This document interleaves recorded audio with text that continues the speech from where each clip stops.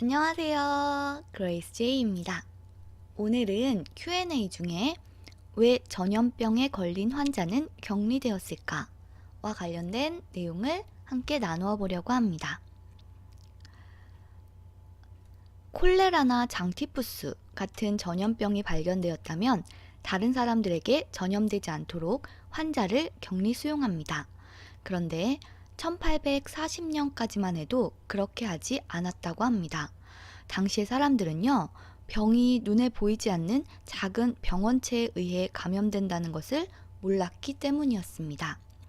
1840년 이전의 병원에서는 영안실과 출산실이 복도 하나를 사이에 두고 있었기 때문에 의사들은 시체를 만진 손으로 아기를 받아내곤 했다고 합니다.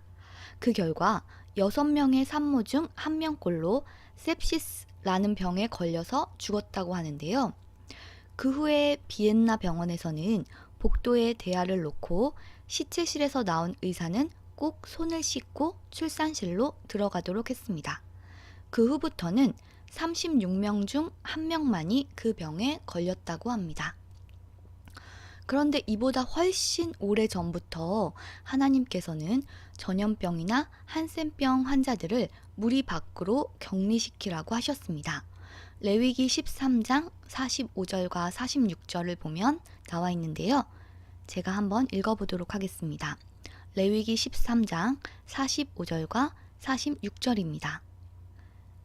나병 환자는 옷을 찢고 머리를 풀며 윗입술을 가리고 외치기를 부정하다, 부정하다 할 것이요.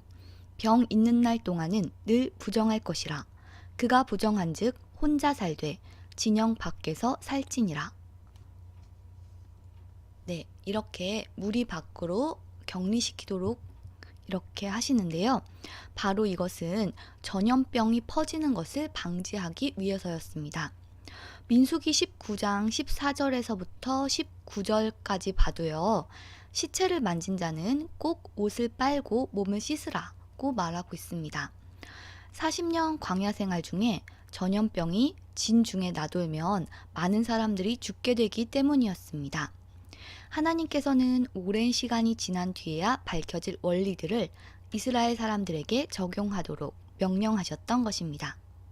성경은 과학 교과서가 아닙니다. 하지만 기록될 당시만 해도 사람들이 전혀 알 수 없었던 여러 가지 과학적인 지식이 그 속에 담겨져 있습니다. 네, 여기까지가 바로 왜 전염병에 걸린 환자는 격리되었을까와 관련된 내용이었습니다. 지금도 마찬가지인 것 같아요. 사실 우리에게 주시는 하나님의 명령 중에는 우리가 이해할 수 없는 지금의 우리 상황이나 우리의 지식으로는 이해할 수 없는 일들이 정말 많습니다. 하지만 그럼에도 불구하고 우리가 해야 할 것은 그 말씀에 순종하는 것. 하나님께서 우리에게 주시는 말씀이 바로 우리를 위한 것이라는 것. 그것을 신뢰하면서 하나님을 전적으로 신뢰하면서 설령 이해가 되지 않을지라도 그분을 신뢰하며 그분의 말씀에 순종하는 것. 그것이 바로 지금 우리가 해야 할 일인 것 같습니다. 그러면 왜 전염병에 걸린 환자는 격리되었을까와 관련된 내용은 여기까지 하고요. 다음 시간에는 레위기에 나타난 성결 예식과 관련된 내용을 또 함께 나누어 보도록 하겠습니다.